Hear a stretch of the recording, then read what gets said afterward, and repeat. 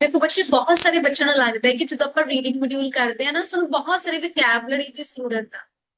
ਤੇ ਇਹਦੇ ਕਰਕੇ ਉਹ ਰੀਡਿੰਗ ਮੋਡਿਊਲ ਤੋਂ ਬਹੁਤ ਜ਼ਿਆਦਾ ਡਰਦੇ ਆ। ਤੇ ਇੱਕ ਗੱਲ ਹਮੇਸ਼ਾ ਮੇਰੀ ਯਾਦ ਰੱਖਿਓ, ਰੀਡਿੰਗ ਕਰਨ ਲਈ ਸਿਰਫ ਦੋ ਚੀਜ਼ਾਂ ਹੋਣੀਆਂ ਚਾਹੀਦੀਆਂ। ਤੁਹਾਡੀ ਨੌਲੇਜ ਵੀ ਇੱਕ ਸਾਈਡ ਰਹਿ ਜਾਂਦੀ ਹੈ। ਰੀਡਿੰਗ ਕਰਨ ਲਈ ਫਸਟ ਇੰਪੋਰਟੈਂਟ ਚੀਜ਼ ਹੈ ਤੁਹਾਡਾ ਕੰਸੰਟ੍ਰੇਸ਼ਨ ਪਾਵਰ। ਕਿ ਜਦੋਂ ਤੁਸੀਂ ਰੀਡਿੰਗ ਕਰ ਰਹੇ ਹੋ, ਤੁਹਾਡਾ ਕੰਸੰਟ੍ਰੇਸ਼ਨ ਪਾਵਰ ਰੀਡਿੰਗ ਤੇ ਹੀ ਹੋਣਾ ਚਾਹੀਦਾ ਹੈ, ਕਿਤੇ ਹੋਰ ਨਹੀਂ ਹੋਣਾ ਚਾਹੀਦਾ। ਕਈ ਵਾਰੀ ਬੱਚੇ ਕੀ ਕਰਦੇ ਆ ਕਿ ਰੀਡਿੰਗ ਕਰ ਰਹੇ ਹੁੰਦੇ ਆ ਬਟ ਧਿਆਨ ਰੀਡਿੰਗ 'ਚ ਨਹੀਂ ਹੁੰਦਾ। ਦੂਜੀ ਚੀਜ਼ ਹੈ ਅੰਡਰਸਟੈਂਡਿੰਗ। ਤੇ ਅੰਡਰਸਟੈਂਡਿੰਗ ਤਾਂ ਹੀ ਬਣੇਗੀ ਜੇ ਤੁਹਾਡਾ ਕੰਸੰਟ੍ਰੇਸ਼ਨ ਪਾਵਰ ਹੈ। ਤੁਸੀਂ ਕੰਸੰਟਰੇਟ ਕਰਕੇ ਉਹਨੂੰ ਰੀਡ ਕਰਿਓ, ਆਪਣੇ ਆਪ ਹੀ ਤੁਹਾਡੀ ਅੰਡਰਸਟੈਂਡਿੰਗ ਹੋਊਗੀ, ਤੁਹਾਨੂੰ ਆਨਸਰ ਸਮਝ ਲੱਗ ਜਾਏਗਾ। ਕਦੀ ਵੀ ਜਦੋਂ ਤੁਸੀਂ ਰੀਡਿੰਗ ਫੜੀ ਹੋਈ ਆ, ਆਪਣੇ ਆਪ ਨੂੰ ਹਮੇਸ਼ਾ ਫੋਕਸਡ ਰਹਿ ਕੇ ਪੜ੍ਹਨਾ ਹੈਗਾ ਹੈ, ਚੀਜ਼ਾਂ ਨੂੰ ਸਮਝਣਾ ਹੈਗਾ। ਇਹ ਸੋਚ ਕੇ ਕਦੀ ਨਹੀਂ ਡਰਨਾ ਹੈਗਾ ਜੀ ਮੈਨੂੰ ਆਉਂਦਾ ਨਹੀਂ ਆ ਜਾਂ ਮੈਨੂੰ ਸ਼ਾਇਦ ਨੌਲੇਜ ਨਹੀਂ ਹੈਗੀ ਇੰਗਲਿਸ਼ ਨਾਲ ਰਿਲੇਟਡ, ਮੈਂ ਰੀਡਿੰਗ ਕਰਨੀ ਸੀ। ਕਦੀ ਇਹ ਚੀਜ਼ਾਂ ਦਿਮਾਗ ਦੇ ਵਿੱਚ ਤੁਸੀਂ ਨਹੀਂ ਲੈ ਕੇ ਆਉਣੀ। ਇਹ ਗੱਲ ਹਮੇਸ਼ਾ ਯਾਦ ਰੱਖਿਓ ਜੀ। ਹਰੇਕ ਚੀਜ਼ ਪ੍ਰੈਕਟਿਸ ਦੇ ਨਾਲ ਇੰਪਰੂਵ ਹੁੰਦੀ ਆ। ਦੋ ਚੀਜ਼ਾਂ ਹਮੇਸ਼ਾ ਰੀਡਿੰਗ 'ਚ ਯਾਦ ਰੱਖਣੀ, ਅੰਡਰਸਟੈਂਡਿੰਗ ਤੇ ਕੰਸੰਟ੍ਰੇਸ਼ਨ ਪਾਵਰ। ਇਹ ਦੋਵੇਂ ਇਕੱਠੀਆਂ ਹੀ ਆਉਣਗੀਆਂ। ਜੇ ਜਿੱਥੇ ਤੁਹਾਡੀ ਕੰਸੰਟ੍ਰੇਸ਼ਨ ਪਾਵਰ ਨਹੀਂ ਹੈਗੀ, ਉੱਥੇ ਤੁਹਾਡੀ ਅੰਡਰਸਟੈਂਡਿੰਗ ਵੀ ਨਹੀਂ ਬਣਨੀ ਹੈ। ਠੀਕ ਹੈ ਜੀ।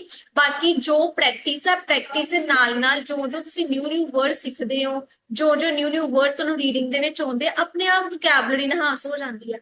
ਬਸ ਇਹ ਚੀਜ਼ ਹੈ ਕਿ ਤੁਸੀਂ ਚੀਜ਼ਾਂ ਨੂੰ ਸਮਝਣਾ ਸਟਾਰਟ ਕਰ ਦਿਓ। ਤੁਸੀਂ ਡੇਲੀ ਇੱਕ ਰੀਡਿੰਗ ਰੈਗੂਲਰ ਬੇਸ ਤੇ ਜਿਹੜੀ ਹੈਗੀ ਆ ਉਹਨੂੰ ਕਰਨੀ ਸਟਾਰਟ ਕਰ ਦਿਓ। ਠੀਕ ਹੈ।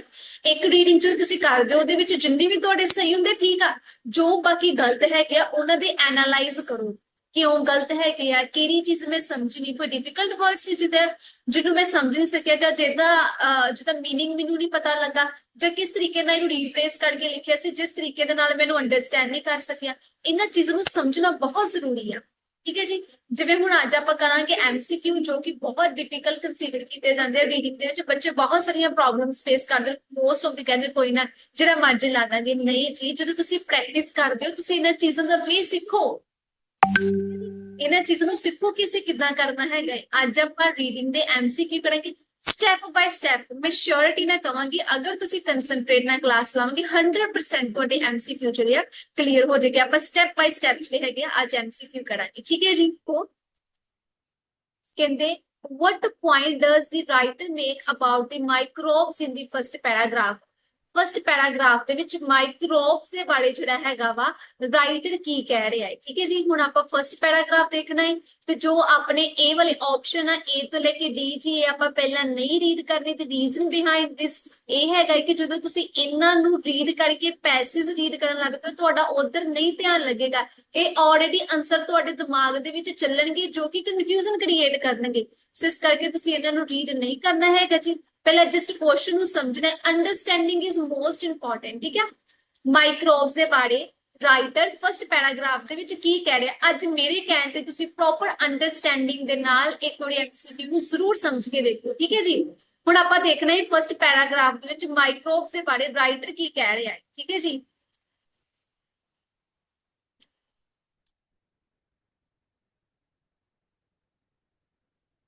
ਜਦੋਂ ਆਪਾਂ ਫਸਟ ਪੈਰਾਗ੍ਰਾਫ ਦੇਖਿਆ, ਇੱਥੋਂ ਆਪਾਂ ਰੀਡ ਕਰਦੇ ਹੈਗੇ ਆ। ਕਹਿੰਦੇ microbes most of them bacteria, ਜ਼ਿਆਦਾਤਰ ਉਹਨਾਂ ਦੇ ਵਿੱਚ ਕੀ ਹੁੰਦਾ, ਬੈਕਟੀਰੀਆ ਹੁੰਦਾ ਹੈ। And have populated this planet since long before animal life dwelt। ਕਹਿੰਦੇ ਉਹ ਇਸ ਧਰਤੀ ਤੇ ਉਦੋਂ ਦੇ ਆ ਜਦੋਂ ਦੇ ਐਨੀਮਲ ਸੀ, ਉਹਨਾਂ ਤੋਂ ਵੀ ਪਹਿਲਾਂ ਦੇ। ਠੀਕ ਹੈ। ਕਹਿੰਦੇ ਆ ਨਾ ਹਿਊਮਨ ਤੋਂ ਪਹਿਲਾਂ ਐਨੀਮਲਸ ਆਏ, ਤੇ ਇਹ ਕਹਿੰਦੇ ਐਨੀਮਲਸ ਤੋਂ ਵੀ ਪਹਿਲਾਂ ਦੇ ਆਏ ਆ, ਕਿਉਂਕਿ ਜੋ ਮਾਈਕਰੋਬਸ ਹੁੰਦੇ ਨਾ ਹਵਾ ਦੇ ਵਿੱਚ ਵੀ ਹੁੰਦੇ ਆ, ਮਿੱਟੀ 'ਚ ਹੁੰਦੇ ਆ। ਹੁਣ ਆਪਣੇ ਆਉਣ ਤੋਂ ਪਹਿਲਾਂ ਹਵਾ ਤੇ ਇਦਾਂ ਹੀ ਚੱਲਦੀ ਸੀ ਜੀ, ਐਨੀਮਲ ਦੇ ਆਉਣ ਤੋਂ ਵੀ ਪਹਿਲਾਂ ਚੱਲਦੀ ਸੀ। ਮਿੱਟੀ ਸੀ ਨਾ, ਮਿੱਟੀ ਦੇ ਵਿੱਚ ਕੀ ਹੁੰਦੇ, ਮਾਈਕਰੋਬਸ ਹੁੰਦੇ ਆ। ਸੋ ਕਹਿੰਦੇ ਜੋ ਮਾਈਕਰੋਬਸ ਨਾ, ਉਹ ਐਨੀਮਲ ਤੇ ਆਉਣ ਤੋਂ ਵੀ ਪਹਿਲਾਂ ਦੇ ਹੈਗੇ ਆ। ਐਂਡ ਦੇ ਵਿਲ ਆਊਟਲਿਵ ਅਸ ਦਾ ਮਤਲਬ ਹੁੰਦਾ ਹੈ ਕਿ ਆਪਾਂ ਇਸ ਦੁਨੀਆ ਤੋਂ ਚਲਾ ਜਾਵਾਂਗੇ, ਬਟ ਉਹ ਸਾਡੇ ਚਲੇ ਜਾਣ ਤੋਂ ਬਾਅਦ ਵੀ ਰਹਿਣਗੇ। ਆਪਾਂ ਤੇ ਚਲ ਜਾਾਂਗੇ ਬਟ ਉਹ ਸਾਡੇ ਚਲੇ ਜਾਣ ਤੋਂ ਬਾਅਦ ਵੀ ਰਹਿਣਗੇ। ਆਊਟਲਿਵ ਅਸ ਮਤਲਬ ਸਾਡੇ ਜਾਣ ਤੋਂ ਬਾਅਦ ਵੀ ਇੱਥੇ ਰਹਿਣਗੇ। Invisible to naked eyes, normal ਅੱਖਾਂ ਨਾਲ ਅਸੀਂ ਇਹਨੂੰ ਦੇਖ ਨਹੀਂ ਸਕਦੇ। ਦੇ ਆਰ ਯੂਬੀਕਿਊਟੀਅਸ ਦਾ ਮਤਲਬ ਹੁੰਦਾ ਹਰ ਇੱਕ ਜਗ੍ਹਾ ਤੇ ਵਿਆਪਕ ਆ, ਸਰਬ ਵਿਆਪਕ ਹੈਗੇ ਆ। ਦੇ ਇਨਹੈਬਿਟ ਹੁੰਦਾ ਘਰ, ਰਹਿੰਦੇ ਕਿੱਥੇ ਆ ਜੀ, ਸੋਇਲ ਦੇ ਵਿੱਚ ਰਹਿੰਦੇ ਆ। ਰੌਕ 에ਅਰ ਹੋ ਗਈ, ਰੌਕਸ ਹੋ ਗਈ, and waters, and are present with in every form ਹੁੰਦੇ ਫਰੋਮ ਸੀਵੀਡ। ਸੀਵੀਡ ਕਿ ਸਮੁੰਦਰ ਦੇ ਵਿੱਚ ਜੋ ਬੂਟੀਆਂ ਹੁੰਦੀਆਂ ਉਹਨਾਂ ਦੇ ਵਿੱਚ, and corals to dogs and human beings, even ਕਹਿੰਦੇ ਸਮੁੰਦਰ ਦੀਆਂ ਜੜੀਆਂ ਬੂਟੀਆਂ ਤੋਂ ਲੈ ਕੇ ਡੌਗਸ ਤੇ ਐਨੀਮਲ ਦੇ ਵਿੱਚ ਵੀ ਇਹਨਾਂ ਨੂੰ ਪਾਇਆ ਜਾਂਦਾ ਹੈ, ਹੁੰਦੇ ਆ ਜੀ। and as Jung explained in his utterly absorbing and hugely important book, we mess with them at our peril। ਹੁਣ ਕਹਿ ਕੀ ਰਹੇ ਆ, ਕਹਿੰਦੇ ਆ ਕਿ ਆਪਾਂ ਜੇ ਇਹਨਾਂ ਨਾਲ ਛੇੜਖਾਨੀ ਕਰਾਂਗੇ ਨਾ, ਮੈਸ ਅਪ ਵਿਦ them, ਤੇ ਕੀ ਹੋਊਗਾ ਕਿ ਆਪਣਾ ਹੀ ਨੁਕਸਾਨ ਹੈ, ਠੀਕ ਹੈ। ਇਹਨਾਂ ਨਾਲ ਛੇੜਖਾਨੀ ਕਰਕੇ ਆਪਾਂ ਆਪਣੇ ਆਪ ਨੂੰ ਰਿਸਕ ਤੇ ਪਾਵਾਂਗੇ। ਓਵਰਆਲ ਕੀ ਕਹਿ ਰਹੇ ਆ, ਕਹਿੰਦੇ ਜੋ ਮਾਈਕਰੋਬਸ ਆ, ਜ਼ਿਆਦਾਤਰ ਇਹਨਾਂ ਦੇ ਵਿੱਚ ਬੈਕਟੀਰੀਆ ਹੁੰਦਾ ਹੈ ਜੀ। ਇਹਨਾਂ ਦੀ ਪਾਪੂਲੇਸ਼ਨ ਜਿਹੜੀ ਹੈਗੀ ਆ ਉਹ ਐਨੀਮਲ ਤੋਂ ਵੀ ਪਹਿਲਾਂ ਦੀ ਹੈਗੀ ਆ, ਤੇ ਇਹ ਆਊਟਲਿਵ, ਅਸੀਂ ਚਲੇ ਜਾਵਾਂਗੇ ਫਿਰ ਵੀ ਰਹੇਗਾ। ਨਾਰਮਲ ਅੱਖਾਂ ਨਾਲ ਅਸੀਂ ਨੇਕਡ ਆਈਜ਼ ਨਾਲ ਇਦਾਂ ਨਹੀਂ ਦੇਖ ਸਕਦੇ, ਹਰ ਜਗ੍ਹਾ ਤੇ ਵਿਆਪਕ ਹੈਗੇ ਆ। ਸੋਇਲ ਦੇ ਵਿੱਚ, 에ਅਰ ਦੇ ਵਿੱਚ, ਰੌਕ ਦੇ ਵਿੱਚ ਰਹਿੰਦੇ ਆ, ਵਾਟਰ ਦੇ ਵਿੱਚ ਰਹਿੰਦੇ ਆ, ਸੀਵੀਡ ਦੇ ਵਿੱਚ ਹੁੰਦੇ ਆ, ਹਿਊਮਨ ਚ ਹੁੰਦੇ ਆ, ਸੌਰੀ ਡੌਗ ਚ ਹੁੰਦੇ ਆ, ਹਿਊਮਨ ਚ ਹੁੰਦੇ ਆ। ਕਹਿੰਦੇ ਜੇ ਆਪਾਂ ਇਹਨਾਂ ਨਾਲ ਛੇੜਖਾਨੀ ਕਰਾਂਗੇ ਤੇ ਆਪਣਾ ਖੁਦ ਦਾ ਨੁਕਸਾਨ ਹੈ, ਇਹ ਬੰਦਾ ਜੌਂਗ ਕਹਿ ਰਿਹਾ ਹੈ, ਠੀਕ ਹੈ ਜੀ। ਓਵਰਆਲ ਪੜ੍ਹ ਲਿਆ। ਹੁਣ ਕਿੱਦਾਂ ਆਂਸਰ ਨੂੰ ਫਾਈਂਡ ਆਊਟ ਕਰਨਾ, ਇਹ ਗੱਲ ਧਿਆਨ ਦੇ ਨਾਲ ਦੇਖਿਓ। ਜਦੋਂ ਆਪਾਂ ਆਂਸਰ ਦੇਖ ਲੈਂਦੇ ਆ, ਆਪਣਾ ਫਾਈਂਡ ਆਊਟ ਕਰ ਲੈਂਦੇ ਆ, ਤੇ ਕਦੀ ਵੀ ਜਾ ਕੇ ਆਪਾਂ ਆਪਣਾ ਆਂਸਰ ਨਹੀਂ ਦੇਖਣਾ ਵੀ ਇਹ ਮੇਰਾ ਆਂਸਰ, ਇਹ ਮੇਰਾ ਆਂਸਰ ਨਹੀਂ। ਜਿਸ ਚੀਜ਼ ਬਾਰੇ ਅਸੀਂ ਰੀਡ ਨਹੀਂ ਕੀਤਾ, ਵੀ ਹੈਵ ਟੂ ਇਲੀਮੀਨੇਟ, ਸਾਨੂੰ ਇਲੀਮੀਨੇਟ ਕਰਨਾ ਪਏਗਾ ਉਹ ਕੁਐਸਚਨ, ਉਹ ਆਂਸਰ ਜਿਹਨੂੰ ਅਸੀਂ ਨਹੀਂ ਰੀਡ ਕੀਤਾ ਪੈਸੇਜ ਦੇ ਵਿੱਚ। ਜੋ ਤੁਸੀਂ ਇਲੀਮੀਨੇਟ ਕਰੋਗੇ, ਜੋ ਤੁਹਾਡਾ ਐਕੂਰੇਟ ਆਂਸਰ ਹੋਗਾ ਤੁਹਾਨੂੰ ਆਪਣੇ ਆਪ ਮਿਲ ਜਾਏਗਾ। ਜਿਵੇਂ ਦੇਖੋ ਫਸਟ ਕੁਐਸਚਨ, ਫਸਟ ਆਪਸ਼ਨ ਦੇਖਦੇ ਆ ਏ, ਕਹਿੰਦੇ ਦੇ adapt quickly to the environment, ਜੋ ਮਾਈਕਰੋਬਸ ਆ ਉਹ ਕੁਇਕਲੀ এনवायरमेंट ਨੂੰ ਅਡੈਪਟ ਕਰ ਲੈਂਦੇ ਆ। ਕੁਇਕਲੀ এনवायरमेंट ਨੂੰ ਅਡੈਪਟ ਕਰ ਲੈਂਦੇ ਆ ਜਾਂ ਨਹੀਂ ਕਰ ਲੈਂਦੇ, ਇਹਦੇ ਰਿਗਾਰਡਿੰਗ ਕੋਈ ਵੀ ਇਨਫੋਰਮੇਸ਼ਨ ਆਪਾਂ ਨਹੀਂ ਰੀਡ ਕੀਤੀ, ਇਸ ਕਰਕੇ ਆਂਸਰ ਲਾ ਦਾਂਗੇ ਆਪਾਂ ਇਹਦਾ ਗਲਤ। ਇਹ ਆਂਸਰ ਨਹੀਂ ਸਾਡਾ ਹੈਗਾ। Next, the risk they pose has been exaggerated, ਜਿਹੜਾ ਰਿਸਕ ਉਹ ਪੋਜ਼ ਕਰਦੇ ਸੀ ਉਹ ਐਗਜ਼ੈਜਰੇਟਡ ਹੋ ਗਿਆ, ਵੱਧ ਗਿਆ ਹੈ, ਐਗਜ਼ੈਜਰੇਟਡ ਹੋ ਗਿਆ, ਇਹਦੀ ਕਿਤੇ ਗੱਲ ਨਹੀਂ ਕੀਤੀ ਹੋਈ, ਠੀਕ ਹੈ। they are more plentiful in animal life than plant life, ਉਹ ਐਨੀਮਲ ਲਾਈਫ ਦੇ ਵਿੱਚ ਜ਼ਿਆਦਾ ਹੁੰਦੇ ਆ, ਪਲਾਂਟ ਲਾਈਫ ਦੇ ਕੰਪੈਰੀਜ਼ਨ ਕੋਈ ਕੰਪੈਰੀਜ਼ਨ ਨਹੀਂ ਹੋਇਆ ਕਿ ਪਲਾਂਟ 'ਚ ਜ਼ਿਆਦਾ ਹੁੰਦੇ ਆ ਜਾਂ ਐਨੀਮਲ ਦੇ ਵਿੱਚ ਜ਼ਿਆਦਾ ਹੁੰਦੇ, ਕਿਤੇ ਕੋਈ ਗੱਲ ਨਹੀਂ ਹੋਈ, ਇਸ ਕਰਕੇ ਵੀ ਆਪਾਂ ਕ੍ਰੋਸ ਲਾ ਦਾਂਗੇ। ਸੋ ਐਕੂਰੇਟ ਆਂਸਰ ਦੇਖੋ, they will continue to exist, ਉਹ ਲਗਾਤਾਰ ਰਹਿਣਗੇ for longer, ਮਤਲਬ ਲੰਮੇ ਸਮੇਂ ਲਈ, then human race, human ਦੇ ਕੰਪੈਰੀਜ਼ਨ। ਆਪਾਂ ਤਾਂ ਚਲੇ ਜਾਾਂਗੇ ਬਟ ਉਹ ਫਿਰ ਵੀ ਰਹਿਣਗੇ, ਕਿੱਦਾਂ? ਕਿਉਂਕਿ ਦੇਖੋ ਹੁਣ ਐਨੀਮਲ ਵੀ ਚਲੋ ਇੱਕ ਹਿਸਾਬ ਦਾ ਲਾ ਲਓ ਕਿ ਜੇ ਖਤਮ ਹੋ ਜਾਣਗੇ, ਆਪਾਂ ਵੀ ਖਤਮ ਹੋ ਜਾਣਗੇ। ਹਵਾ ਥੋੜੀ ਨਾ ਦੁਨੀਆ ਤੋਂ ਖਤਮ ਹੋ ਜਾਏਗੀ, ਇਸ ਧਰਤੀ ਤੋਂ ਹਵਾ ਨਹੀਂ ਖਤਮ ਹੋਏਗੀ, ਮਿੱਟੀ ਨਹੀਂ ਖਤਮ ਹੋਏਗੀ, ਪਾਣੀ ਨਹੀਂ ਖਤਮ ਹੋਏਗਾ, ਤੇ ਮਿੱਟੀ ਪਾਣੀ ਹਵਾ ਚ ਤੇ ਉਹ ਰਹਿੰਦੇ ਹੈਗੇ ਆ, ਠੀਕ ਹੈ। ਇਸ ਕਰਕੇ ਆਪਾਂ ਚਲੇ ਜਾਵਾਂਗੇ ਬਟ ਉਹ ਜਿਹੜੇ ਹੈਗੇ ਕੰਟੀਨਿਊ ਰਹਿਣਗੇ ਸਾਡੇ ਤੋਂ ਬਾਅਦ ਵੀ, ਠੀਕ ਹੈ ਜੀ। ਸੋ ਐਕੂਰੇਟ ਜੋ ਤੁਹਾਡਾ ਆਂਸਰ ਹੈਗਾ ਹੈ ਉਹ ਤੁਹਾਡਾ ਆਂਸਰ ਹੈਗਾ ਹੈ ਜੀ ਡੀ। ਕਲੀਅਰ ਹੈ ਜੀ? ਕੋਈ ਕਨਫਿਊਜ਼ਨ ਆ ਤਾਂ ਮੈਨੂੰ ਦੁਬਾਰਾ ਫਿਰ ਪੁੱਛ ਲਿਓ, ਠੀਕ ਹੈ।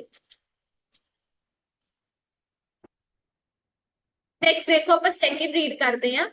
ਕਹਿੰਦੇ ਆ ਇਨ ਦੀ ਸੈਕਿੰਡ ਪੈਰਾਗ੍ਰਾਫ ਦੇ ਵਿੱਚ ਜੋ ਰਾਈਟਰ ਹੈਗਾ ਇੰਪ੍ਰੈਸਡ ਹੋਇਆ, ਇੰਪ੍ਰੈਸਡ ਹੋਣਾ ਮਤਲਬ ਖੁਸ਼ ਹੋਣਾ, ਕਿਸੇ ਚੀਜ਼ ਤੋਂ ਹੈਰਾਨ ਹੋਣਾ, ਬਾਈ ਦੀ ਫੈਕਟ ਦੈਟ, ਕਿਸ ਫੈਕਟ ਤੋਂ ਇੰਪ੍ਰੈਸਡ ਹੋਇਆ ਸੀ, ਠੀਕ ਹੈ। ਉਹ ਚੀਜ਼ ਨੂੰ ਧਿਆਨ ਦੇ ਨਾਲ ਦੇਖੋ। ਹੁਣ ਆਪਾਂ ਦੇਖਾਂਗੇ ਰਾਈਟਰ ਕਿਸ ਚੀਜ਼ ਤੋਂ ਇੰਪ੍ਰੈਸਡ ਹੋਇਆ ਹੈ।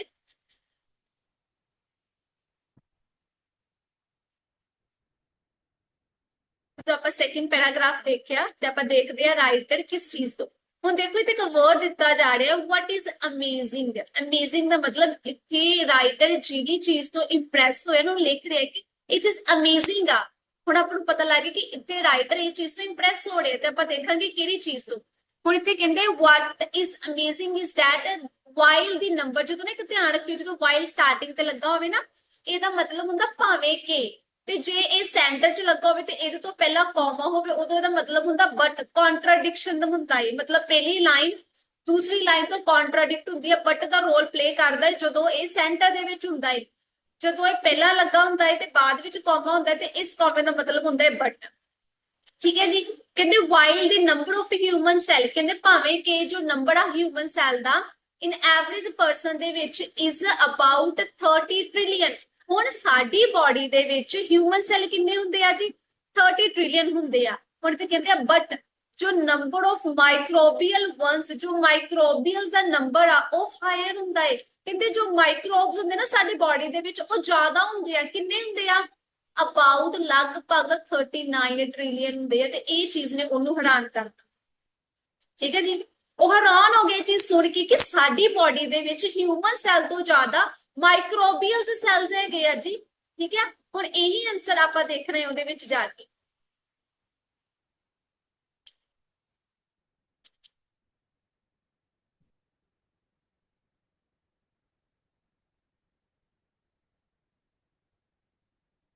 देखो सेकंड पैराग्राफ ਦੇ ਵਿੱਚ ਕਿਹੜੀ ਚੀਜ਼ ਤੋਂ ਇੰਪ੍ਰੈਸਡ ਹੋਇਆ ਸੀ? ਫਸਟ ਦੇਖੋ, each species tend to have vastly different microbes। ਹਰੇਕ ਸਪੀਸੀਜ਼ ਦੇ ਵਿੱਚ ਵੱਖ-ਵੱਖ ਬਹੁਤ ਜ਼ਿਆਦਾ ਵੱਖ-ਵੱਖ ਮਾਈਕਰੋਬਸ ਹੁੰਦੇ ਆ। ਸਪੀਸੀਜ਼ ਦੀ ਗੱਲ ਕੀਤੀ ਕਿ ਹਰੇਕ ਸਪੀਸੀਜ਼ ਦੇ ਵਿੱਚ ਵੱਖ-ਵੱਖ ਮਾਈਕਰੋਬਸ ਹੁੰਦੇ ਆ, ਨਹੀਂ ਜੀ, ਕਿਤੇ ਦੀ ਗੱਲ ਹੋਈ। ਠੀਕ ਹੈ, next, some part of the body contain relatively low microbes। ਆਪਣੀ ਬੋਡੀ ਦਾ ਕੁਝ ਹਿੱਸਾ ਜਿਹਦੇ ਵਿੱਚ ਬਹੁਤ ਘੱਟ ਮਾਈਕਰੋਬਸ ਹੁੰਦੇ ਆ। ਆਪਣੀ ਬੋਡੀ ਦੇ ਕਿਸੇ ਹਿੱਸੇ ਦੀ ਗੱਲ ਨਹੀਂ ਕੀਤੀ ਜਿਹਦੇ ਵਿੱਚ ਘੱਟ ਮਾਈਕਰੋਬਸ ਹੁੰਦੇ ਦੂਸਰੇ ਬੋਡੀ ਪਾਰਟ ਦੇ ਕੰਪੈਰੀਜ਼ਨ। ਨੈਕਸਟ ਦੇਖੋ, ਆ ਦੇਖਦੇ ਆ ਪਹਿਲਾ ਡੀ, scientist have limited understanding of how microbial cell behave. Scientist ਦੀ ਗੱਲ ਨਹੀਂ ਹੋਈ ਤੇ ਨਾ ਹੀ ਇਹ ਗੱਲ ਕੀਤੀ ਉਹਨਾਂ ਨੇ ਕਿ ਸਾਇੰਟਿਸਟ ਕੋ ਜਿਹੜੀ ਹੈਗੀ ਆ ਉਹ ਲਿਟਲ ਅੰਡਰਸਟੈਂਡਿੰਗ ਹੈਗੀ ਆ ਮਾਈਕਰੋਬੀਅਲ ਸੈਲ ਦੇ ਬਿਹੇਵ ਬਾਰੇ। ਠੀਕ ਹੈ ਜੀ, ਕਿਤੇ ਗੱਲ ਨਹੀਂ ਹੋਈ, ਇਸ ਕਰਕੇ ਇਹ ਵੀ ਕੱਟ ਦਾਂਗੇ ਆਪਾਂ। So accurate answer ਕੀ ਹੈ? C ਦੇਖੋ, the average individuals has more microbial cells than human ones। ਕਿ ਜੋ average person ਆ ਉਹਦੇ ਵਿੱਚ ਬਹੁਤ ਜ਼ਿਆਦਾ ਮਾਈਕਰੋਬੀਅਲ ਸੈੱਲ ਹੁੰਦੇ ਆ ਹਿਊਮਨ ਸੈੱਲ ਦੇ ਕੰਪੈਰੀਜ਼ਨ। ਸਾਡੀ ਬੋਡੀ 'ਚ ਇੰਨੇ ਹਿਊਮਨ ਸੈੱਲ ਨਹੀਂ ਹੈਗੇ ਜਿੰਨੇ ਮਾਈਕਰੋਬੀਅਲ ਵਨਸ ਹੈਗੇ ਆ। ਠੀਕ ਹੈ ਜੀ, ਸੋ accurate answer ਆਏਗਾ ਆਪਣਾ C।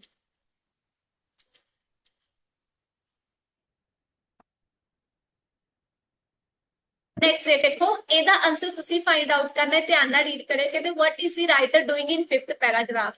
ਹੁਣ ਫਿਫਥ ਪੈਰਾਗ੍ਰਾਫ ਦੇ ਵਿੱਚ ਰਾਈਟਰ ਕੀ ਕਰ ਰਿਹਾ ਹੈ ਉਹਨੂੰ ਆਪਾਂ ਦੇਖਦੇ ਹਾਂ ਜੀ।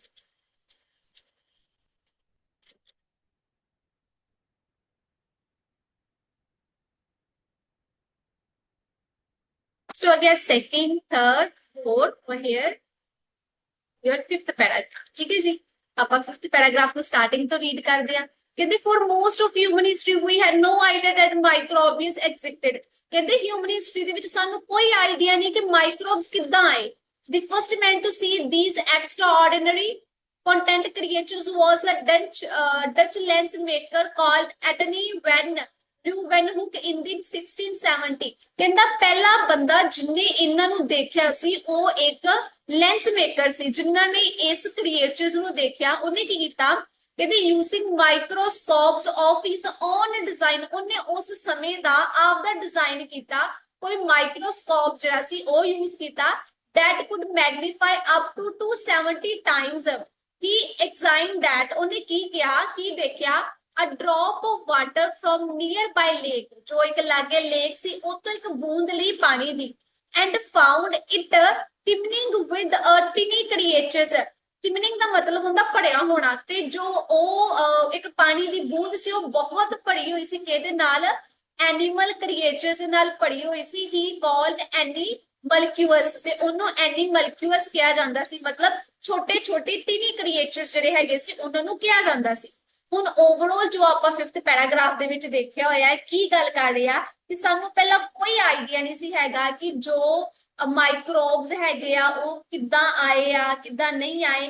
ਪਹਿਲਾ ਬੰਦਾ ਸੀ ਲੈਂਸ ਮੇਕਰ ਜਿਹਨੇ ਇਹਨਾਂ ਨੂੰ ਦੇਖਿਆ। ਉਹਨੇ ਕੀ ਕੀਤਾ ਕਿ ਲਾਗੋਂ ਇੱਕ ਪਾਣੀ ਦੀ ਬੂੰਦ ਲਈ ਲੇਕ ਤੋਂ, ਉਸ ਤੋਂ ਬਾਅਦ ਉਹਨੇ ਉਹਨੂੰ ਐਗਜ਼ਾਮਿਨ ਕਰਕੇ ਦੇਖੇ ਬਹੁਤ ਸਾਰੇ ਛੋਟੇ ਛੋਟੇ ਜੋ ਟਿਨੀ ਕ੍ਰੀਏਚਰਸ ਦਿਖੇ ਜੋ ਕਿ ਉਹ ਜੋ ਡ੍ਰੌਪ ਸੀ ਵਾਟਰ ਦੀ ਉਹਦੇ। ਠੀਕ ਹੈ, ਇਸ ਤੋਂ ਬਾਅਦ ਮਾਈਕਰੋਬਸ ਦਾ ਪਤਾ ਲੱਗਾ ਸੀ। ਠੀਕ ਹੈ ਜੀ, ਹੁਣ ਆਪਣਾ ਕਿ ਵੈਸੇ ਪੜਨ ਦੀ ਕੋਈ ਜ਼ਰੂਰਤ ਨਹੀਂ ਹੈਗੀ ਕਿਉਂਕਿ ਇੱਥੇ ਆਨਸਰ ਸਾਰਾ ਕਲੀਅਰ ਨਿਕਲ ਜਾਂਦਾ ਹੈ।